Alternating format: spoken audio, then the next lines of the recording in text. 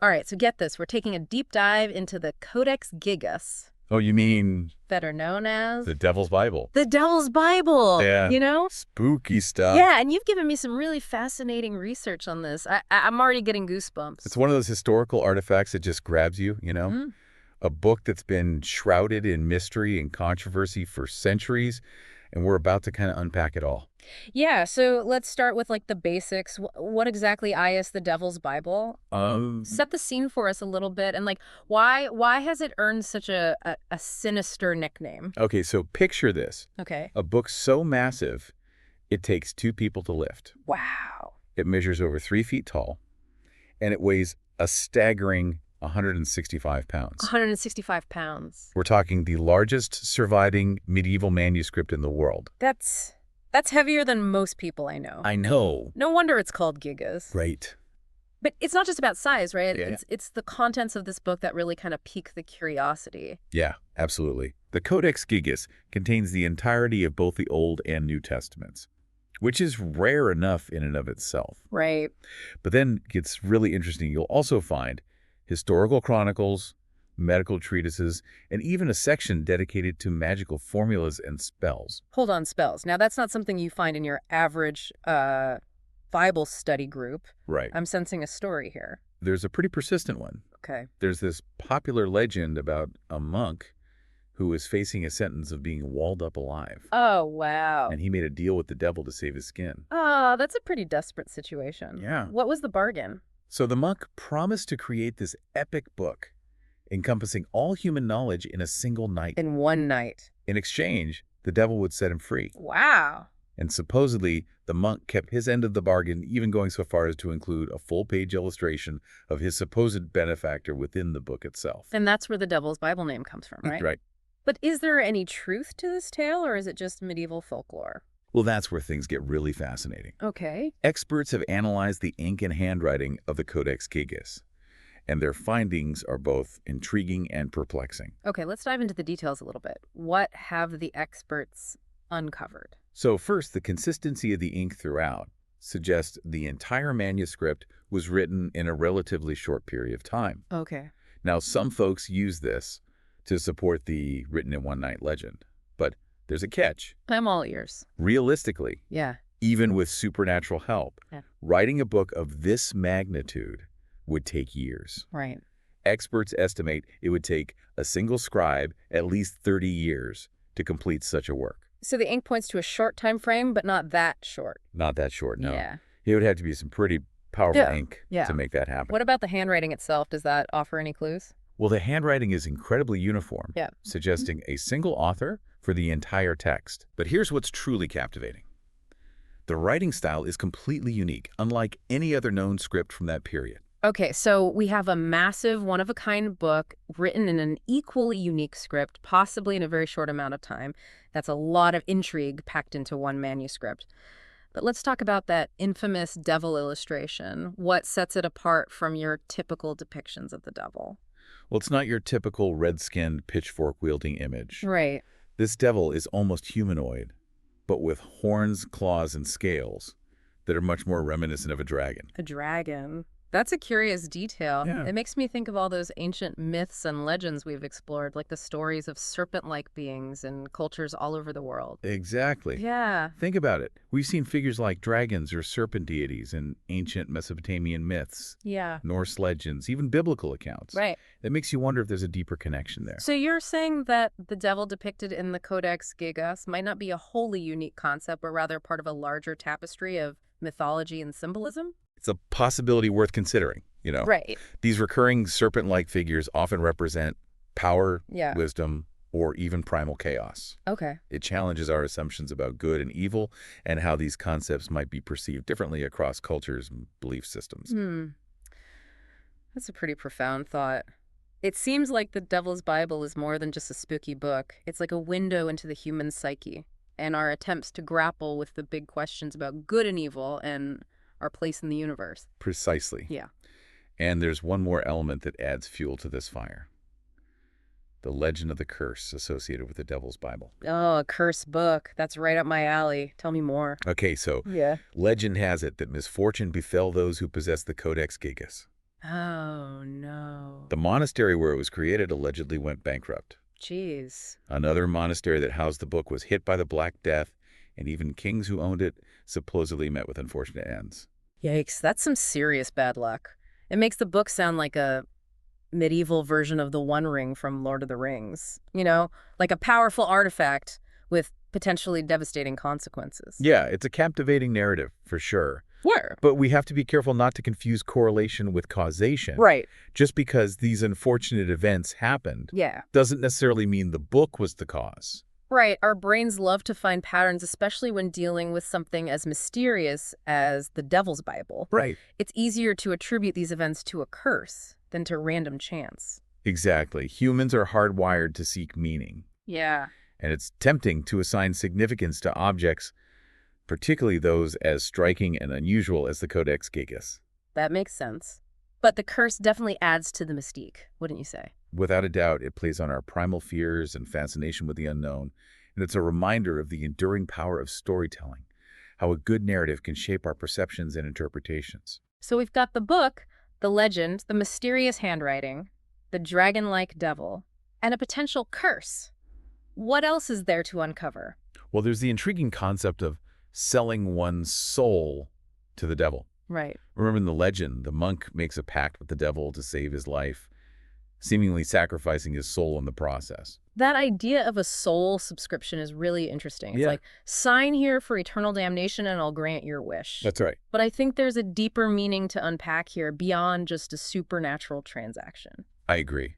The act of selling your soul, even metaphorically, Yeah. is about making a deliberate choice, Okay. often one that defies social norms or expectations. Right. It begs the question, was the monk truly making a free choice, given he was coerced by fear? That's a great point. It adds a layer of complexity to the monk's supposed bargain. He wasn't just trying to avoid death. He was making a profound choice about his beliefs and his willingness to challenge authority. Absolutely. Yeah. And to fully understand that choice, we need to consider how medieval thinkers viewed the concept of free will and the nature of contracts with the devil. This is where it gets really fascinating for me. Delving into the theological context of the time can give us so much insight into the monk's motivations and the deeper meaning behind the legend itself. Precisely. So let's dig into those medieval perspectives on free will and the devil. Let's do it. For medieval theologians, free will was a complex issue, deeply entwined with ideas of divine predestination and the ever-present temptation of sin. So how did they reconcile the idea of free will with the belief that God already had a plan for everyone? It was a balancing act, really. They believed humans had the capacity to choose between good and evil, Right. but those choices were always made within the framework of God's will. That makes sense, but where does the devil fit into all of this? The devil was seen as a master manipulator, always tempting humans to stray from God's path. However, even the devil's influence was ultimately under God's control. So even in making a deal with the devil, the monk would still be operating within God's grand design. That was the prevailing belief. It's a paradox, isn't it? The idea that you can defy God by aligning with the devil, but that defiance itself is somehow part of God's plan. It's definitely mind-bending, but it adds a whole new layer of depth to the monk's story. Was he truly making a free choice, or was he simply playing a predetermined role in a cosmic drama? That's a question that has fascinated theologians and philosophers for centuries. And it's a question that the Codex Gigas, with its blend of sacred and profane, seems to embody. Now, you mentioned contracts with the devil. Was that something people actually believed in during the Middle Ages? Absolutely. The idea of making pacts with the devil was prevalent in medieval folklore and even found its way into legal and theological discussions. So what did these contracts typically entail? They usually involved an exchange. The person would offer their soul to the devil in return for some worldly benefit like wealth, power, knowledge, or even just escape from a dire situation. Kind of like a supernatural loan agreement? In a way, yes. But the interest rates were incredibly steep. Eternal damnation is a pretty hefty price to pay. It makes you wonder if anyone ever really thought they could outsmart the devil. Perhaps some did. Or maybe they were so desperate that they were willing to gamble with their eternal souls. It's a stark reminder of how powerful fear and desperation can be. They can drive people to make choices they might not otherwise consider. And those choices, even if made under duress, have consequences. That's a theme that echoes throughout history and literature. We see it in the story of Faust, who makes a deal with the devil for knowledge and power. We see it in countless myths and legends where heroes are tempted by dark forces. It seems to be a universal struggle, this battle between our desires and our better judgment. Indeed. And the Codex Gigas, with its legend of the monk's pact, taps into that universal struggle. But there's still so much we don't know about the book itself. What about those 8 missing pages? What happened to them and what could they have contained? Ah, the missing pages. They're a constant source of speculation and intrigue. Some believe they were intentionally removed to protect secret knowledge, perhaps even darker magical practices that the monks supposedly learned from the devil. Ooh, forbidden knowledge. That's definitely got a certain allure to it. Makes you wonder what secrets those pages might have held. Others speculate the missing pages might have contained a more personal account of the monk's life, his thoughts, his motivations, maybe even a first-hand record of his encounter with the devil. That would be an incredible find. Imagine a diary entry from this monk chronicling his experiences. Dear diary, met the devil today. Seems like a decent chap, a bit demanding, but hey, who isn't? It would certainly provide invaluable insight into the creation of the Devil's Bible and the mind of the man who penned it. It's almost as if those missing pages represent the missing pieces of the puzzle, the key to unlocking the true meaning behind the Codex Gigas. And who knows, maybe one day those pages will resurface hidden away in some forgotten archive or private collection. Now that would be a discovery for the ages. But until then, we're left to piece together the clues we have to sift through the layers of history, legend, and symbolism. It's like a giant book-shaped jigsaw puzzle. And as with any good puzzle, the process of putting the pieces together is just as rewarding as seeing the complete picture.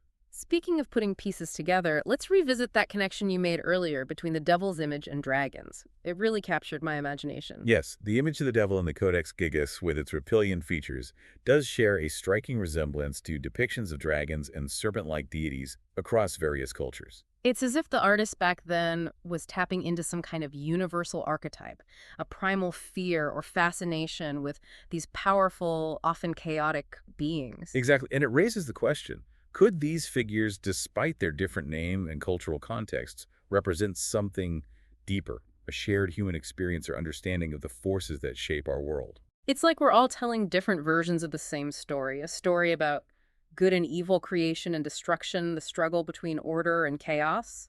And in those stories, serpents and dragons play pivotal roles. They can embody temptation, wisdom, power, or even the raw forces of nature. So in a way, the devil's image in the Codex Gigas isn't just a scary picture. It's a window into our collective unconscious, a reflection of our deepest fears and fascinations. Precisely. And by exploring these archetypes, these recurring motifs in mythology and religion, we gain a deeper understanding of ourselves and the human condition. Which brings us back to that fascinating concept of the soul subscription. If we view the devil in the Codex Gigas not as a literal being, but as a representation of those darker impulses, those temptations that lead us away from what's considered good, Then the act of making a pact with the devil could be interpreted as a metaphor for the choices we make, the compromises we're willing to accept in pursuit of our desires. So, in a sense, we're all faced with our own soul subscriptions throughout life. We're constantly weighing our options, deciding what we're willing to sacrifice for what we want. It's a thought-provoking idea, isn't it? It suggests that the struggle between good and evil isn't just an external battle, but an internal one as well. It's about confronting those darker aspects of ourselves, those temptations that can lead us down a dangerous path. But it's also about recognizing that we have the power to choose to resist those temptations or to succumb to them. And those choices, those internal struggles, shape who we are just as much as any external forces. It's like the Codex Gigas, with its blend of sacred and profane, is a reflection of that duality within us all. Yeah, it makes you wonder if, the creators of these myths and legends were grappling with these same internal conflicts, trying to understand the pull between light and darkness within themselves. That's a compelling thought. Perhaps these stories weren't just meant to explain the world around them, but also to explore the complexities of the human heart. And isn't it interesting how these themes resonate across cultures and time periods? We see this duality in ancient myths, Right. biblical stories, and even modern literature. Yeah, it suggests that these aren't just stories, they're reflections of something fundamental about the human experience. So if we apply this idea to the Devil's Bible, maybe the monk who created it wasn't just making a deal with a literal devil. Maybe he was wrestling with his own internal struggles, his own fears and desires, Right. trying to make sense of his place in a world that often felt harsh and unforgiving. That adds a whole new dimension to the story, doesn't it? Uh, It's no longer just a tale of a man selling his soul. It's a story about human fallibility, about the struggle for redemption and the enduring power of belief. and it makes you wonder, if we were to strip away the supernatural elements, what would be left? Mm. A man facing a terrible fate, desperate to leave his mark on the world, driven to create something extraordinary, even if meant defying the conventions of his time. Perhaps that's the true message of the Devil's Bible. That even in the face of adversity, even when confronted with seemingly insurmountable challenges, the human spirit is capable of incredible creativity, resilience, and even defiance. That's a powerful message. Yeah. And it makes the Codex Gigas even more fascinating. It's not just a spooky book with a scary name. It's a testament to the human condition, to our flaws, and our capacity for both darkness and light. And it's a reminder that history is filled with stories like this. Stories that challenge our assumptions, make us question what we believe, and ultimately connect us to something larger than ourselves. Speaking of challenging assumptions, let's circle back to that thought-provoking question you posed earlier. If we entertain the idea that the devil in the Codex Gigas legend acted out of mercy, Right. defying God to spare the monk's life, does it challenge our preconceived notions of good and evil? That's a question that each listener must wrestle with on their own. It's at the heart of what makes the Devil's Bible so compelling. It forces us to confront our own biases, to consider different perspectives, and to grapple with the complexities of morality. It's a reminder that things aren't always black and white. There are shades of gray nuances that defy easy categorization. And that's the beauty of exploring history and mythology. They offer us a chance to step outside our own limited perspectives and consider different ways of seeing the world. Well said. And on that note, I think it's time to wrap up our deep dive into the Devil's Bible. Okay. But before we go, I want to leave our listener with one final thought. The Codex Gigas, despite all the analysis and debate, remains shrouded in mystery. And maybe that's okay. Maybe the mystery itself is part of what makes it so captivating. I completely agree. It's a reminder that there are still things we don't fully understand, stories waiting to be uncovered, and questions that continue to challenge and inspire us. So, to our listener out there, we encourage you to keep exploring these themes and questions. Maybe you'll uncover your own unique interpretation of the Devil's Bible and its place in history and mythology. Who knows, you might even discover something about yourself along the way. Until next time, keep diving deep and keep those questions coming.